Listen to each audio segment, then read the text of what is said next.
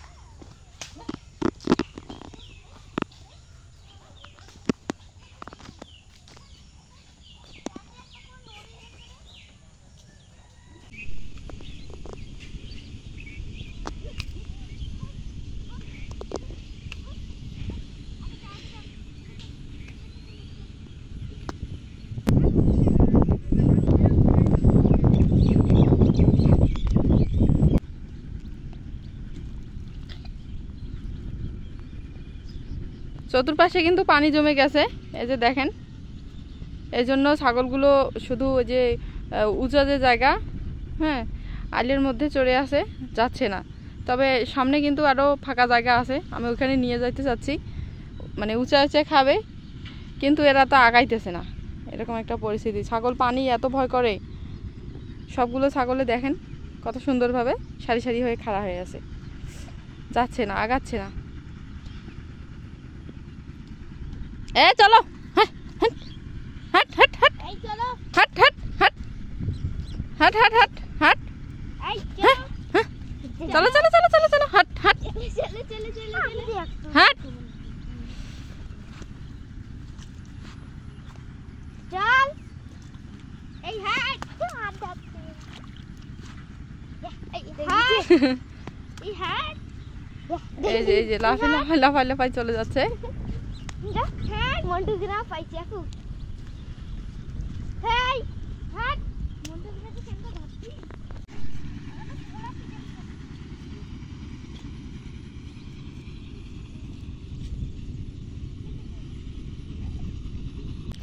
যদিও চতুর্পাশে যে পানি জমছে, কিন্তু তার মাঝে মাঝে কিন্তু কিছু ফাঁকা জায়গা আছে যেগুলোতে এখনো পানি জমে নেই।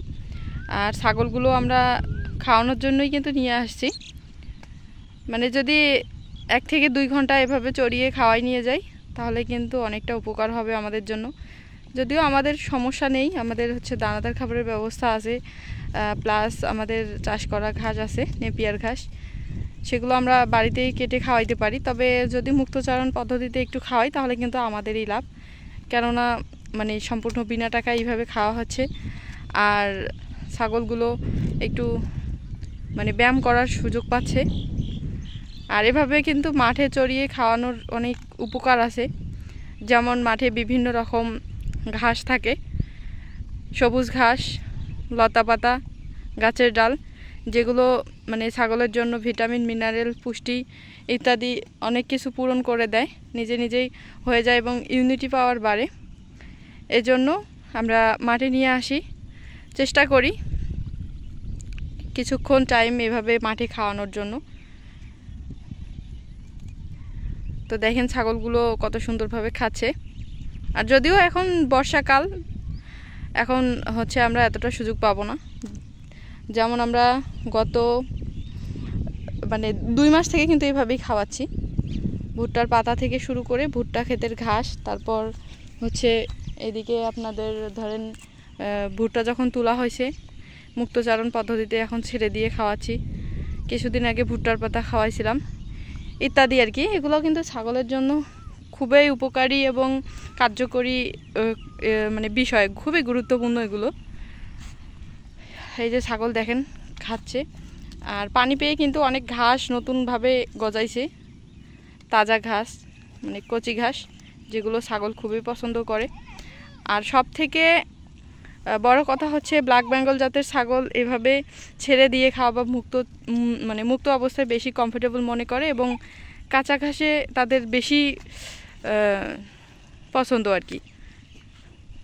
যেগুলো প্রাকৃতিকভাবে কাঁচা ঘাসগুলো হয় সেগুলো ছাগলের জন্য খুবই মানে উপকারী একদিক দিয়ে, এবং আর ছাগলের কিন্তু খুবই পছন্দ আর কি।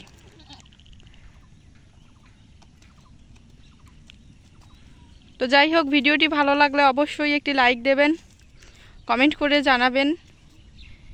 তারপর হচ্ছে যদি ভালো লাগে তাহলে অবশ্যই চ্যানেলটি সাবস্ক্রাইব করে দেবেন, এবং যে কোনো প্রয়োজনে দাহাগ্রাম ব্লগসের পাশে থাকবেন অথবা কমেন্ট করে জানাবেন। অল টাইম দাহাগ্রাম ব্লগস আপনাদের সাথে থাকবে ইনশাআল্লাহ। তো আমি কিন্তু একাই খাওয়াই না, আমাদের বাড়িতে সবাই এই বিষয়ে সাপোর্ট করে আমাকে। যেমন এই যে দুইজনকে নিয়ে আসছি আমার সাথে সাথে, এরাও আমার সাথে মানে ছাগলগুলোর পাহারা দিচ্ছে এবং ছাগলগুলো ঠিক করে দিচ্ছে, এদিক ওইদিক মানে ছোটাছুটি করতেছে, তখন মানে আবার তাইনে এনে দিচ্ছে। তো সবাই আমাকে এভাবে সাপোর্ট করে এবং সাহায্য করে, এজন্য মানে এত দূর আসতে পারছি। এবং আপনারা আমাকে অনেক সাপোর্ট করেন, তারপর পাশে থাকেন, যেমন আমার ফ্যামিলি আমার সাথে সব সময় পাশে থাকে। তাই আর কি, সবাই মিলে এভাবে সাহায্য সহযোগিতা করলে অবশ্যই আমিও পারবো। সবাই আমার জন্য দোয়া করবেন, সাপোর্ট করবেন, ভালোবাসা দেবেন, তাহলে পারবো ইনশাআল্লাহ।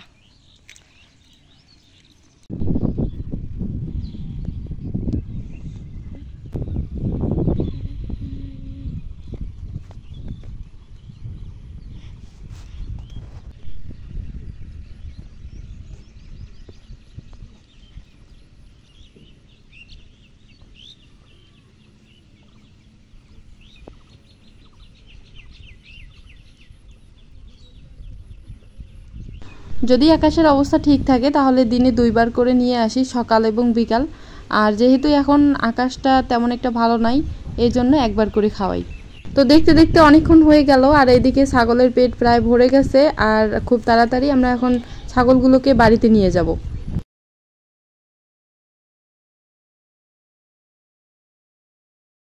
তো ছাগলগুলোকে আমরা বাড়িতে আনার পর এখন কিন্তু প্রায় 3টা বাজে, আর ছাগলগুলোকে পানি খাইতে দিচ্ছি। এখানে হচ্ছে ভাতের মারের সাথে সামান্য পানি অ্যাড করছি এবং ভুট্টার গুঁড়া সিদ্ধ করা আছে, আর ধানের ভুসি এখন দিচ্ছি না।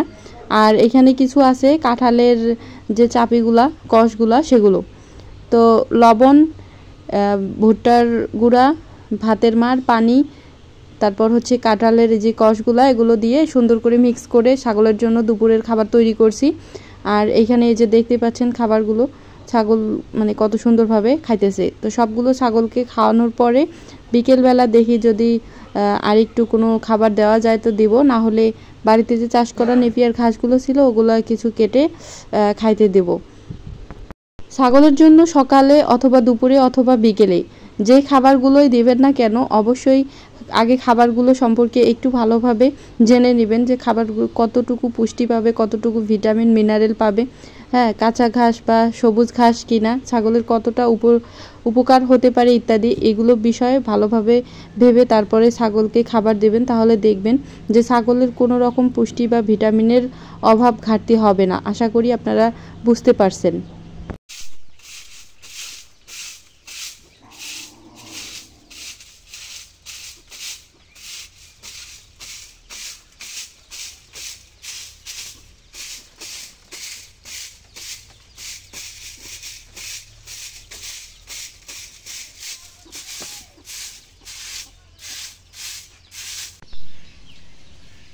ছাগলগুলোকে আমরা ঘরে তুললাম, এবং ঘরে তোলার পর ছাগলগুলো যে হচ্ছে বিকেলবেলা এই ঘরে ছিল, তো এখন এই ঘরটা পরিষ্কার করে রাখবো, কেননা আবার সেই সকালবেলা ছাগলগুলোকে কিন্তু মানে ঘরেই তুলতে হবে, এই ঘরেই। এই জন্যে এই ঘরটা পরিষ্কার করে নিতেছি, এখন নিয়ে রাখবো, তাহলে পরিবেশটাও ঝকঝকে থাকলো এবং কোনো রকম মানে সমস্যা বা প্রবলেম হওয়ার চান্স থাকবে না। সব সময় পরিষ্কার পরিচ্ছন্ন রাখতে হয় ছাগলের ঘর। আর যদিও আমরা এখন বাইরে ছেড়ে দিয়ে খাওয়াই, এই ঘরের মধ্যে কম থাকে, কিন্তু তারপরেও দিনে 2 থেকে 3 বার পরিষ্কার করতে হয় এবং আমরা পরিষ্কার করি।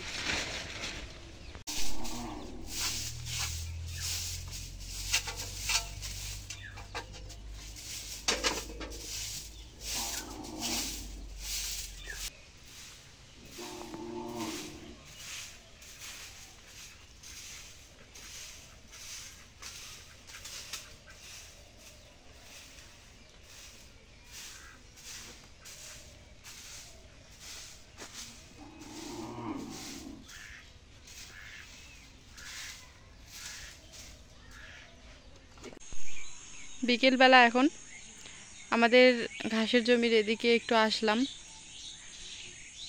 তো এই যে দেখেন, যে ঘাসগুলো লম্বা ছিল, কত বড় লম্বা হয়েছে জানি না, আরো কত বড় লম্বা হবে। মনে হচ্ছে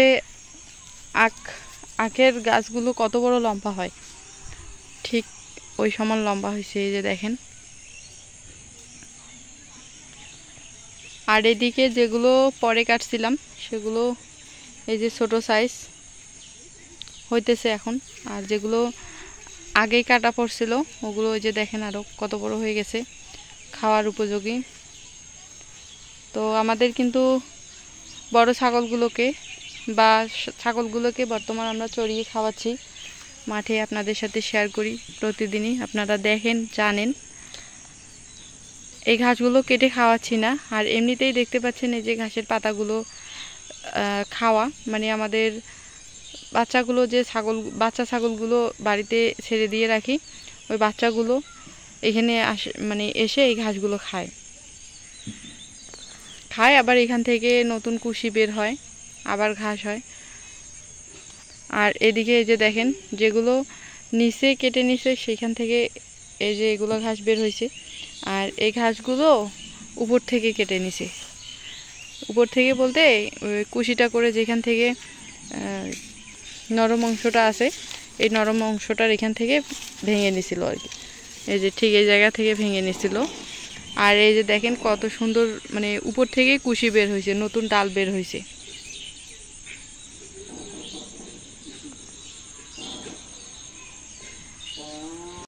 আর এদিকে পরে যে আমরা ঘাসগুলো লাগাইছিলাম ধান কাটার পর, তো এই যে ঘাসগুলো দেখতে পাচ্ছেন, এগুলো তো মানে নতুন ডাল বের হয়েছে এবং পাতা বের হয়েছে, মানে ডালগুলো এখন ঘাস হয়ে যাবে। আর এই জমিটা যে আসিল পুরাটা, এটা কিন্তু 8 শতাংশের একটা জমি। হ্যাঁ, তো এই জমিটা আমরা পুরাটাই রেখে দেব এমনিতেই, আবার দেখি যতটুকু পারি, মানে যত দূরে পারি ঘাস লাগাবো, এবং তার সাথে যে দেখতে পাচ্ছেন জমিটা, এটা পুরাটাই আমরা এমনিতেই রেখে দেব, ধান গাড়বো না আর। আর আমাদের হচ্ছে বর্ষাকালে আমাদের ছাগলগুলো যাতে করে এই জমিটাতে ঘাস খেতে পারে এবং আমরা আরও ঘাসের জমিটা বাড়াতে পারি। তো আজকে এই পর্যন্তই, সবাই ভালো থাকবেন, সুস্থ থাকবেন, আল্লাহ হাফেজ, আসসালামু আলাইকুম।